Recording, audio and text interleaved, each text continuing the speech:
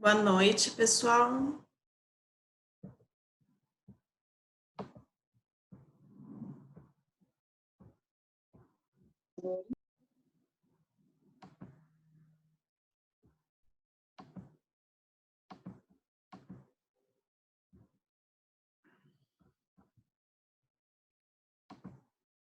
Esperar o pessoal entrar para a gente começar. Tudo bem com o áudio? Tá dando para escutar?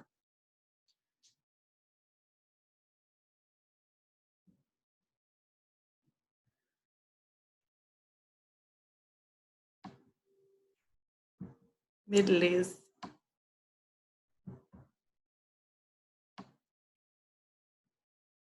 Todo mundo está vendo aqui a tela do PowerPoint? Tá tudo ok?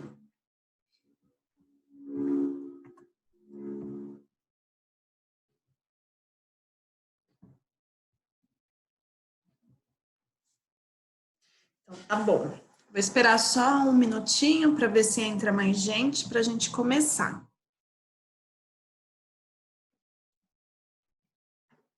Hoje a aula é um pouquinho mais longa, acho que vocês viram aí pelo número de slides, né? A gente vai falar sobre o metabolismo das gorduras, então a gente vai falar dos triglicerídeos e do colesterol. Então, é uma aula com mais informação aí para vocês.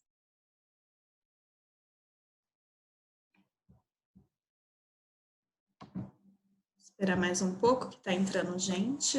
Boa noite.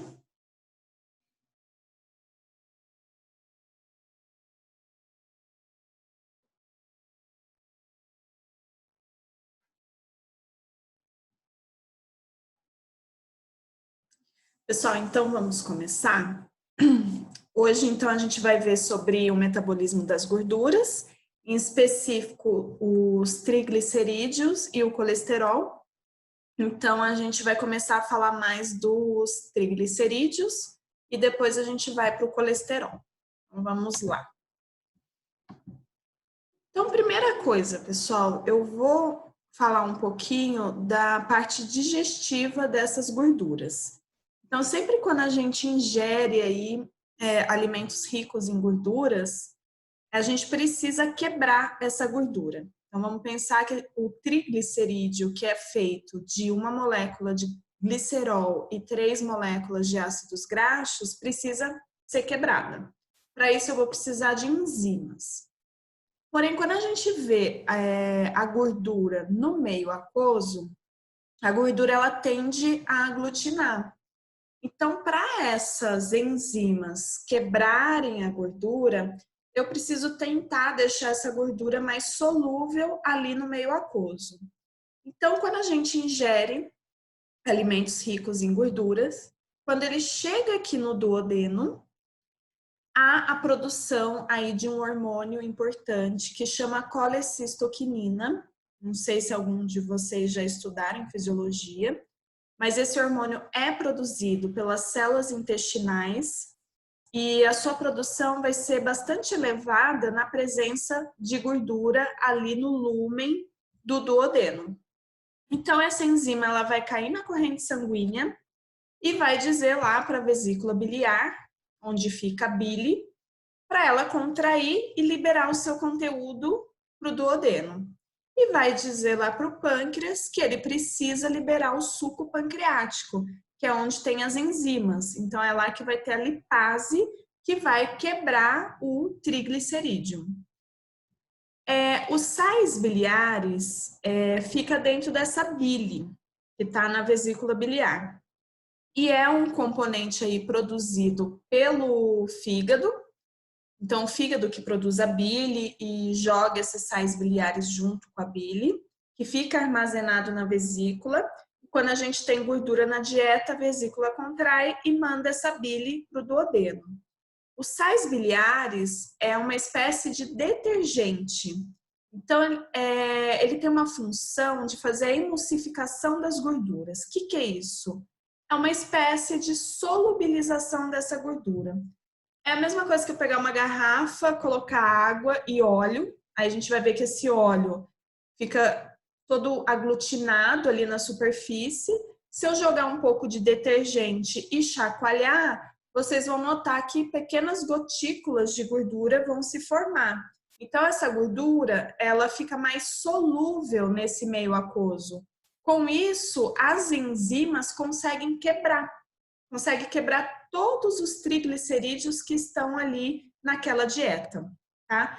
Então, é importante a gente relembrar um pouco desse processo digestivo. Então, aqui mostrando nesse slide que quando eu tenho os sais biliares no lume intestinal, eles vão fazer a emulsificação das gorduras, que é essa solubilização das gorduras. Aí eu formo essas pequenas gotículas que a gente chama de micelas e a lipase começa a quebrar todos os triglicerídeos e quando eu quebro o triglicerídeo, eu libero ácidos graxos. Então a micela ela fica rica em ácidos graxos livres, colesterol, se tiver colesterol ali na minha dieta, e vitaminas lipossolúveis, que são vitaminas que solubilizam ali em gordura. Então, tudo que é hidrofóbico, que é lipossolúvel, fica dentro dessa micela. E a mucosa intestinal consegue, então, absorver essa micela.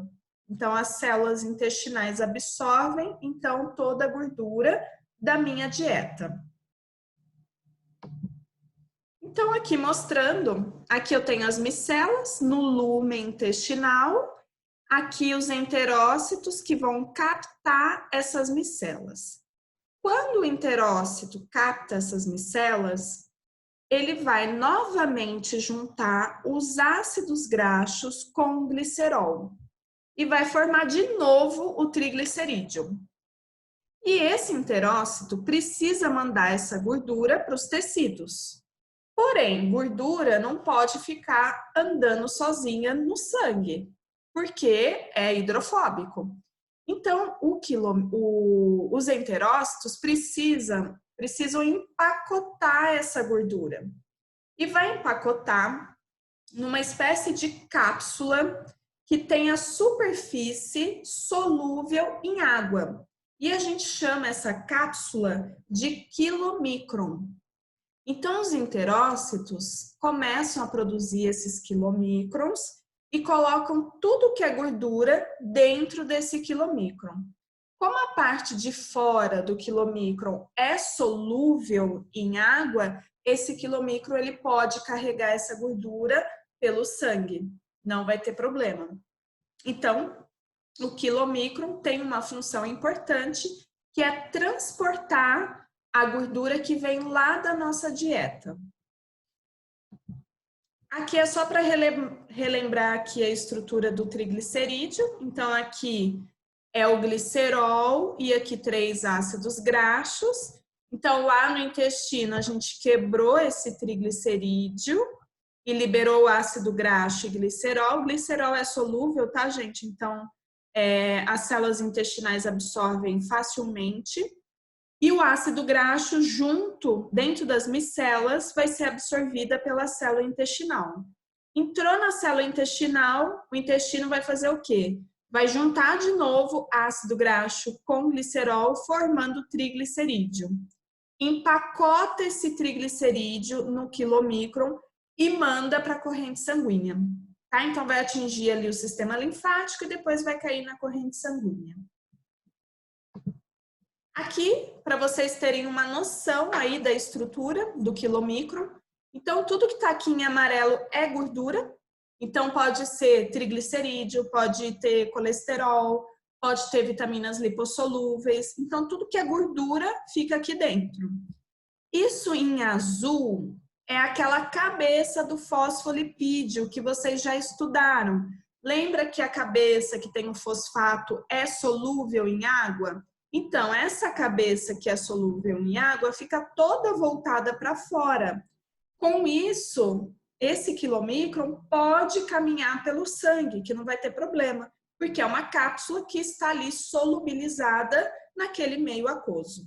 E é assim que a gente vai transportar aí as gorduras da dieta para os nossos tecidos. Aí, o que vai acontecer?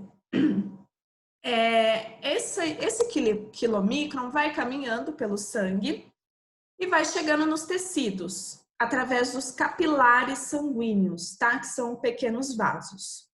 Nesses capilares, tem enzimas que chama lipase lipoproteica, tá? Então, lipase porque quebra gordura. Lipoproteica é porque quebra gordura que estão dentro de lipoproteínas.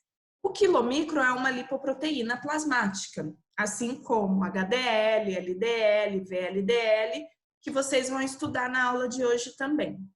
Então, essa lipase, quando a gente tem bastante insulina no sangue, ela vai estar ativada. Então, sempre no período pós-prandial, eu tenho insulina. Essa insulina tem inúmeras funções e uma dessas funções é ativar a lipase lipoproteica, que está ali em vários capilares sanguíneos. Então, quando o quilomicron encontra essa lipase começa a quebrar o triglicerídeo que está dentro dessa cápsula. Com isso, ácidos graxos e gliceróis são liberados. O glicerol é solúvel, então ele pode ali cair no sangue, para o fígado, né? A gente viu que a gente pode utilizar glicerol na via da glicólise ou na gliconeogênese. O glicerol pode ser utilizado também pelo tecido adiposo. Já os ácidos graxos, por serem hidrofóbicos, não podem ficar sozinhos no sangue. Então, esses ácidos graxos vão ser carregados pela uma proteína comum que tem ali no sangue, que chama albumina, acho que todo mundo já ouviu falar. Então, uma das funções da albumina é carregar esse ácido graxo. E ele leva aí esse ácido graxo para tecidos que estão necessitando de ácido graxo. Se a gente pensar num estado pós-prandial, onde a gente já se alimentou bem, grande parte desse ácido graxo vai para o tecido adiposo. E lá nesse tecido adiposo, ele vai ser novamente utilizado para a formação de triglicerídeo e lá vai ficar armazenado. Tá? Então, sempre no período pós-prandial, grande parte aí do ácido graxo é armazenado no tecido adiposo. Então, aqui nessa figura, ela é bem interessante porque ela mostra esse caminho do quilomicron. Então, aqui eu tenho a célula intestinal que produz o quilomicron. Então, ela absorveu a micela, juntou ácido graxo com glicerol de novo, formando triglicerídeo. Empacotou no quilomicron, que cai na corrente ali linfática, no sistema linfático, cai na corrente sanguínea. Na corrente sanguínea, ele acaba encontrando a lipase lipoproteica, que está ativada pela insulina. Então, essa lipase quebra o triglicerídeo que está ali dentro e libera ácido graxo e glicerol. O ácido graxo vai se ligar à albumina e vai para os tecidos. Vamos supor que o meu músculo esteja em atividade e necessite de energia. Esse ácido graxo pode ir para o músculo e pode fornecer energia para o funcionamento muscular. Mas quando a gente pensa em um período pós-prandial, a maior parte desse ácido graxo vai para o tecido adiposo. E lá ele é novamente ligado ao glicerol, formando triglicerídeo, que fica estocado ali nas células do tecido adiposo, nos adipócitos.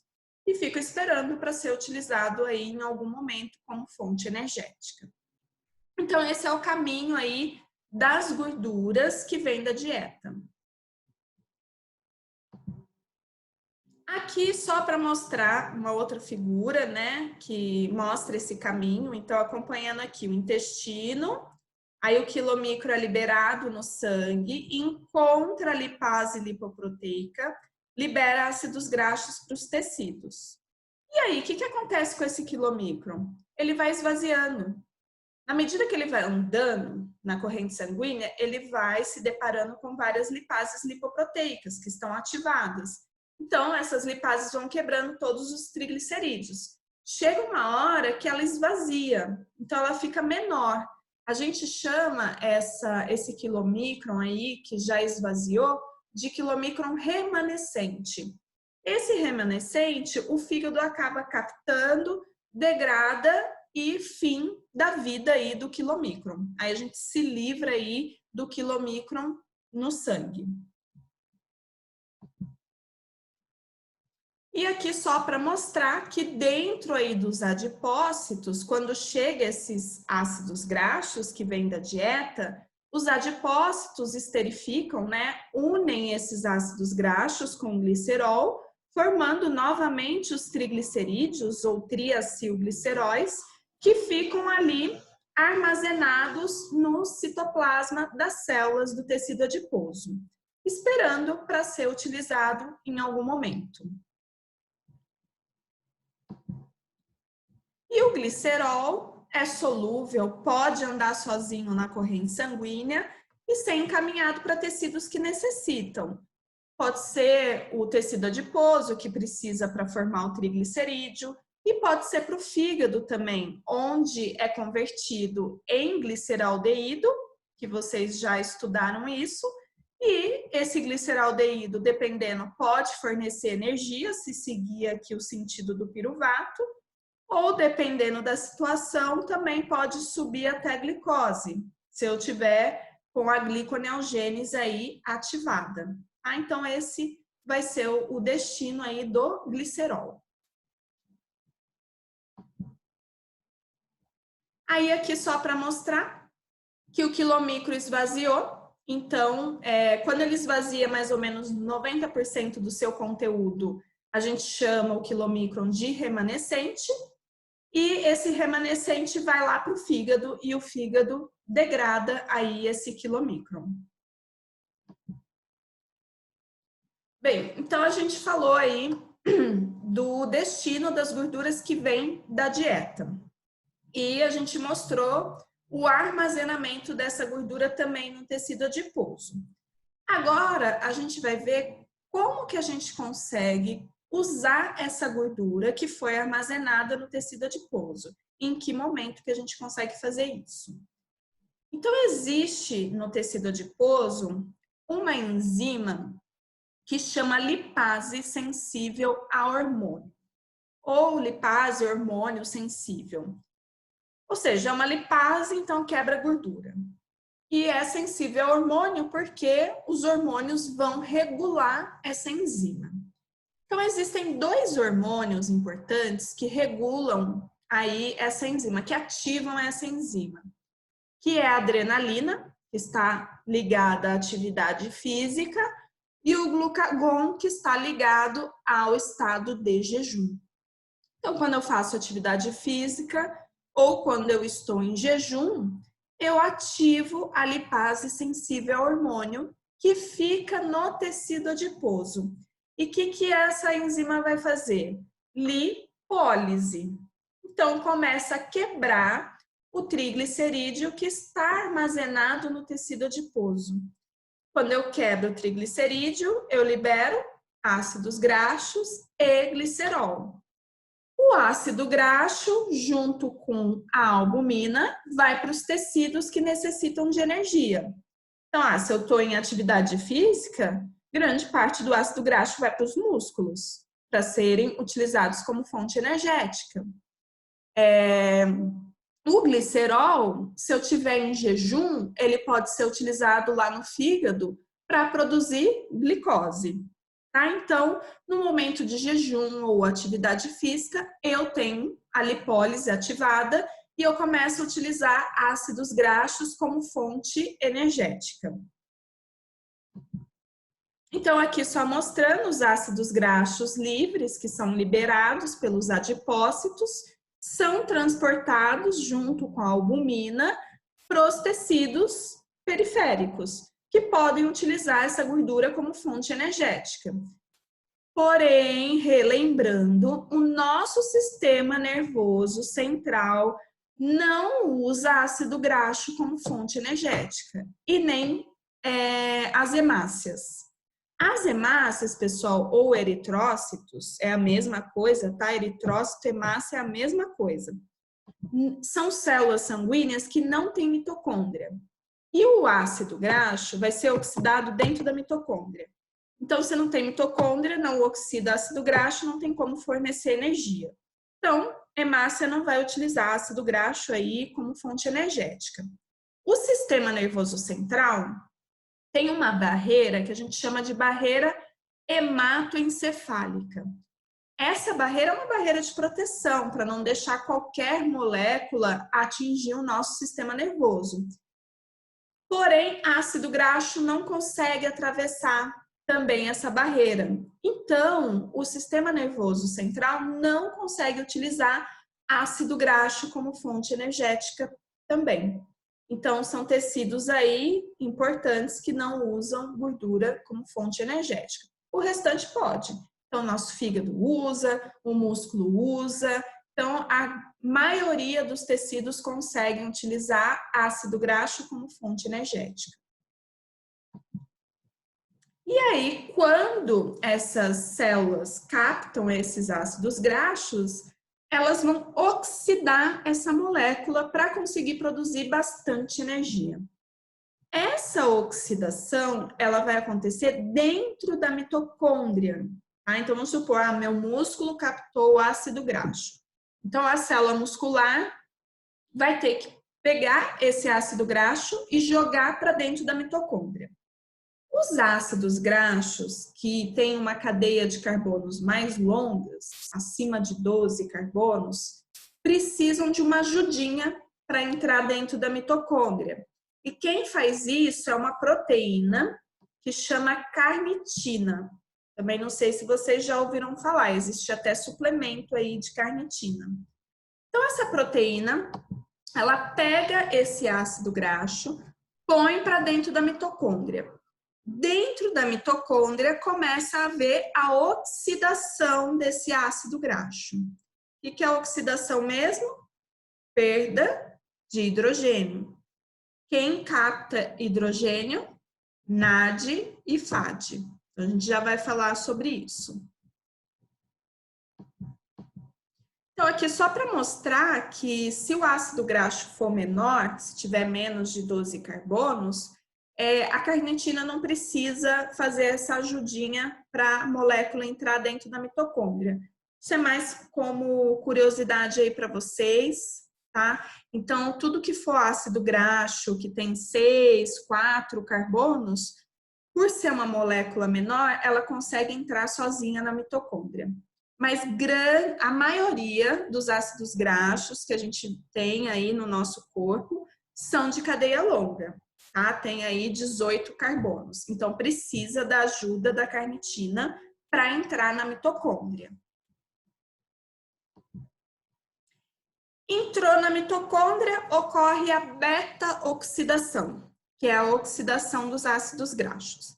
Então, aqui eu vou passar para vocês de uma maneira bem simplificada como que a gente oxida esses ácidos graxos.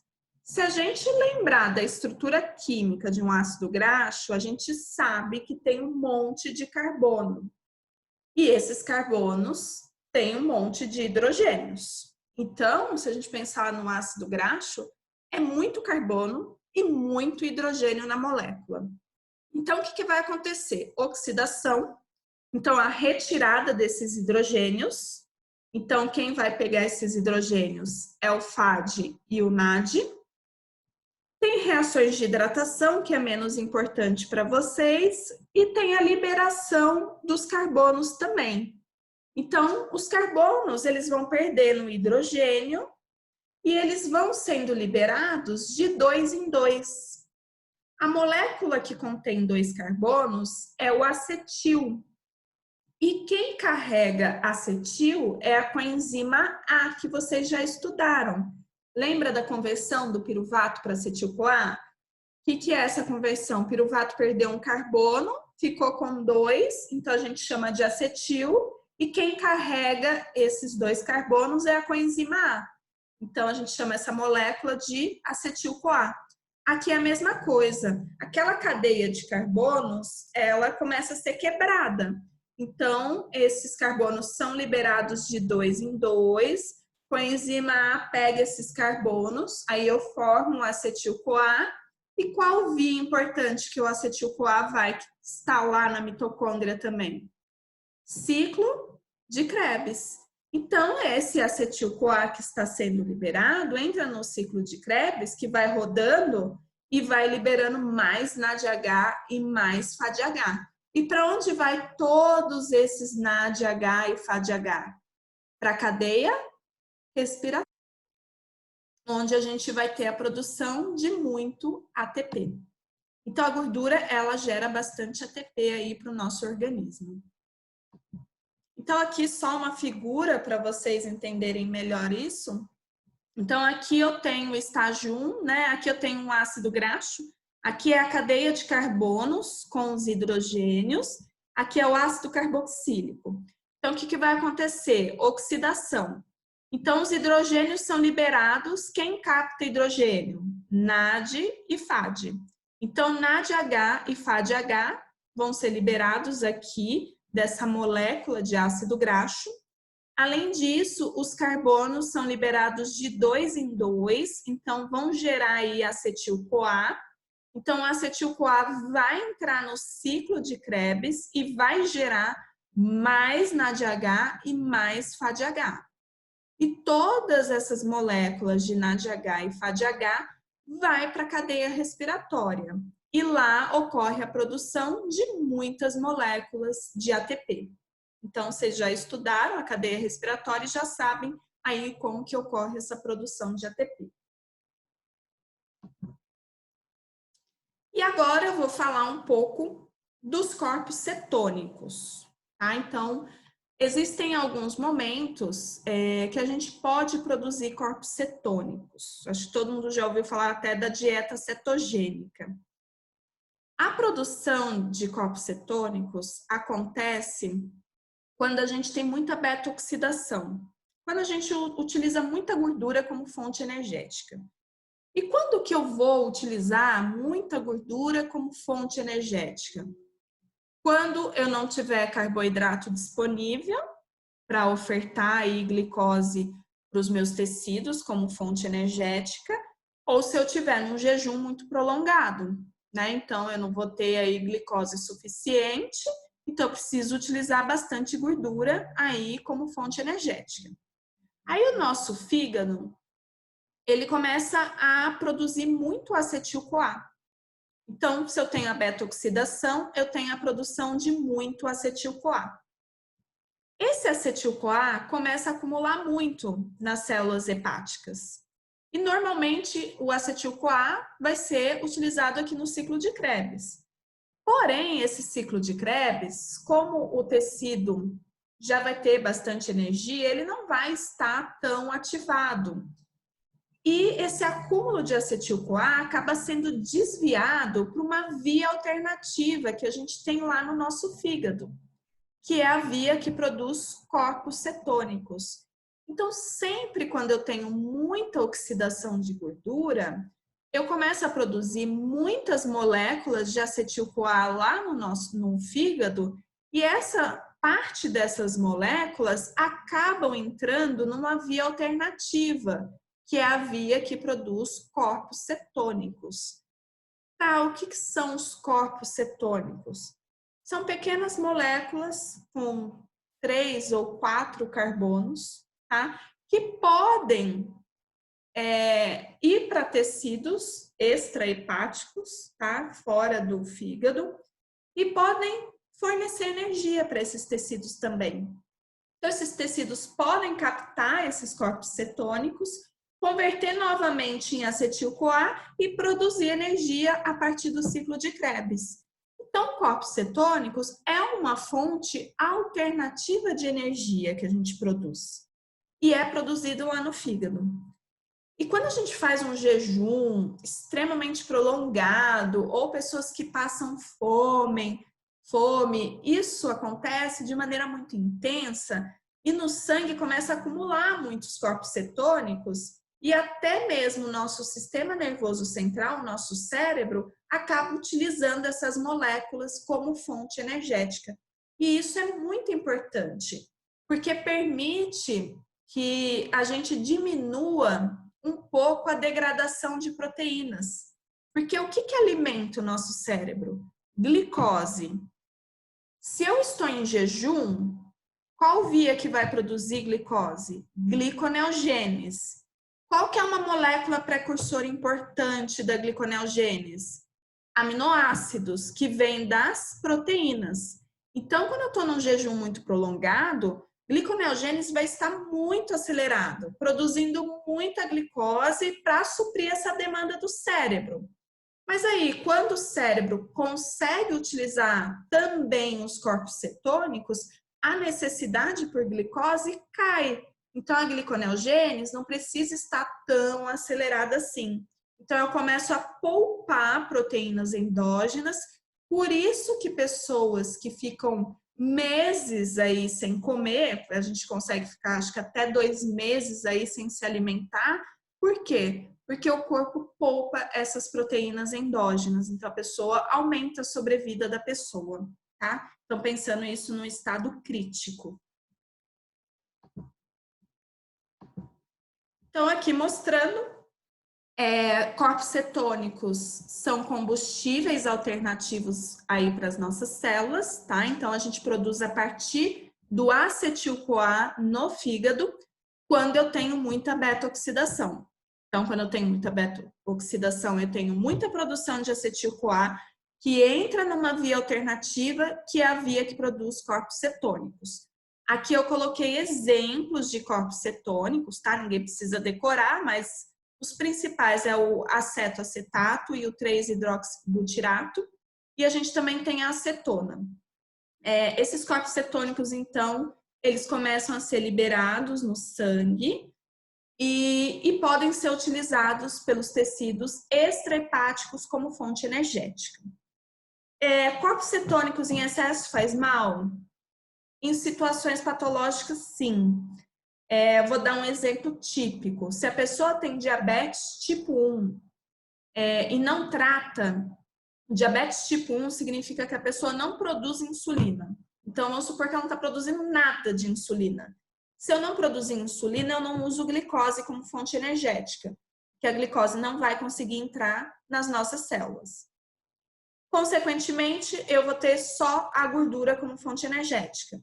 Então, a gente começa a fazer muita beta-oxidação e o fígado começa a produzir muitos corpos cetônicos, de forma assim extrema. Tão extrema que os corpos cetônicos sobem no nosso sangue e a gente não consegue utilizar tudo. Então, eles acumulam no sangue e deixa o pH desse sangue mais ácido. Aí, o paciente entra num quadro de cetoacidose diabética. É uma acidose metabólica, tá? Isso é muito perigoso, tá? Mas vai acontecer só em situações patológicas extremas, tá? Uma pessoa que fizer, sei lá, dieta do carboidrato ou jejum prolongado, ela não vai sofrer essas consequências.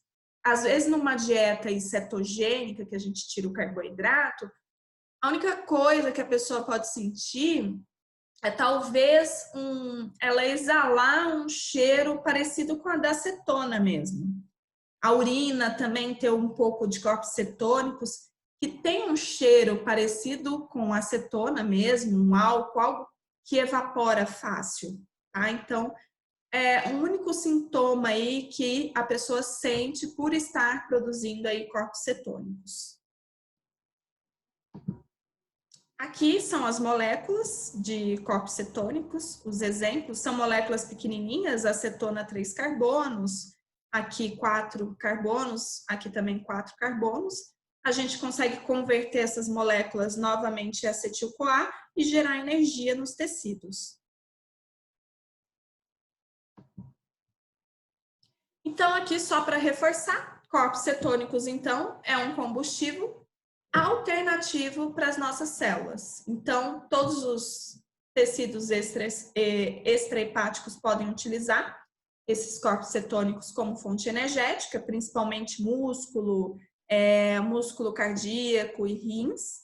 E o cérebro, quando os corpos cetônicos estão em elevadas concentrações, também conseguem utilizar essas moléculas aí como fonte energética. Ok, então, com relação a corpos cetônicos, é isso. E agora eu vou mudar um pouco a situação. Então, a gente falou aqui que a gente produz aí corpos cetônicos no jejum, que a gente faz muita beta-oxidação, a gente usa muito ácido graxo aí como fonte energética. Agora eu vou falar de uma situação diferente. Vamos supor que eu comi muito carboidrato. Ou pode ser proteína também, tá? É que o mais comum é a gente comer muito carboidrato. E aí eu falei para vocês, ó, chega lá aquele monte de glicose, o nosso fígado usa como fonte energética, os nossos tecidos também vão usar essa glicose como fonte energética. O fígado pode armazenar essa glicose na forma de glicogênio, mas eu comi muito. E aí, o que eu faço com esse excesso de glicose que eu não preciso mais utilizar e eu não consigo mais guardar? Eu não vou desperdiçar. A gente não libera glicose na urina, tá? Só em situação patológica. Então, o que o corpo faz? Vai converter isso em ácido graxo, tá? Isso pode acontecer também com excesso de proteína. Às vezes a pessoa suplementa tanta proteína que ela acaba engordando. Não tem como transformar tudo aquilo em massa muscular, que é o objetivo da pessoa. Se ela não tomar a quantidade correta, exceder, ela vai converter essa proteína em ácido graxo também, que vai para o tecido adiposo e a pessoa engorda. Tá? Então, todos os nutrientes que eu tiver, esses macronutrientes em excesso, eu consigo converter em ácidos graxos. E isso quem faz é o nosso fígado. E esse ácido graxo vai ser convertido aí em triglicerídeo. E a gente manda esse triglicerídeo lá para o tecido adiposo e ele guarda. Tá? Então, esses outros nutrientes também podem virar gordura e a gente vai ver como que isso acontece. Então, o que vai acontecer aqui? Quando eu como proteína, eu absorvo aminoácidos, né? Que são as moléculas que compõem essas proteínas. Eu uso o aminoácido para síntese proteica, então tá lá no meu sangue um monte de aminoácido. Então, meu músculo capta os aminoácidos que ele precisa. Eu uso para produzir anticorpos, colágeno, de acordo com a necessidade do organismo. Só que eu comi muita proteína, aí sobra aminoácido. Aí o fígado pega esse excesso de aminoácido, degrada esse excesso de aminoácido, ou seja, tira o grupo amino, que a gente já viu isso, e quando eu tiro o grupo amino, eu formo um cetoácido que pode ser convertido em moléculas do ciclo de Krebs. E tudo isso pode virar essa molécula aqui que a gente chama de acetil-CoA. Tá? Então, tudo vai ser convertido aí em acetil-CoA. A mesma coisa com a glicose. Então, quando eu tenho muito carboidrato, eu absorvo toda essa glicose, tenho excesso, não preciso mais. Essa glicose, ela entra na via glicolítica e começa a formar muito piruvato. Formei muito piruvato, começa a formar muito acetil-CoA. Acetil-CoA precisa ir para o ciclo de Krebs? Não, eu comi muito, eu já tenho muita energia. Então, eu já tenho muito ATP nessa célula, já tenho muito NADH, não preciso mais produzir energia. O ciclo de Krebs, ele vai ficar inibido, então ele vai estar lento. E aí, o que eu vou fazer com esse tanto de acetil-CoA? O fígado consegue converter em ácidos graxos. O que ele vai fazendo? Ele vai, a grosso modo, ele vai colando esses dois carbonos uns nos outros, vai colocando hidrogênio e monta a molécula de ácido graxo. E ele vai produzindo um monte de ácido graxo, liga no glicerol, aí eu tenho triglicerídeo, aí ele vai empacotar isso e vai mandar para o tecido adiposo. Pessoal, essa primeira parte está encerrando aqui, então a gente vai sair e voltar, tá bom? Aí eu continuo.